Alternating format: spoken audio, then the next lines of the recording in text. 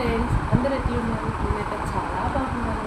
ఈరోజు అయితే మా నైబర్స్ ఈత పళ్ళు పంపించారు. ఇవి చూస్తే నాకు చిన్నతనం గుర్తుకొచ్చింది.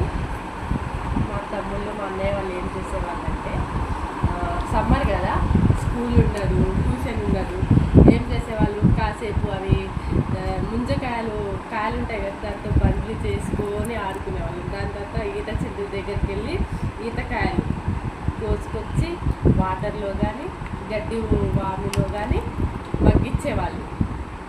దాని తర్వాత 2-3 days తర్వాత తీసి చూస్తే ఈ కలర్లో ఉండేది, బ్రౌన్ కలర్లో. అప్పుడు మేము తినేవాళ్ళం, అందరం వాటర్లు వేసుకునేవాళ్ళం. 2-3 అవి గెలలు వేస్తే ఆ పండిన అన్ని తెంపేసి నీకిని అని మేము అట్లా పంచుకొని తినేవాళ్ళం. అందుకే నాకు చాలా ఇష్టం ఈతకాయలంటే. Thank you Varalakshmi. దాని తర్వాత మామిడికాయలు సమ్మర్లో తినాలి ఏంటి? మామిడికాయలు, ఈత పళ్ళు, తాటి ముంజకాయలు. ఓకే, మీకు ఈ వీడియో నచ్చినట్లయితే లైక్, షేర్, కామెంట్ మరియు సబ్స్క్రైబ్ చేయడం మాత్రం మర్చిపోకండి. Thank you for watching our video.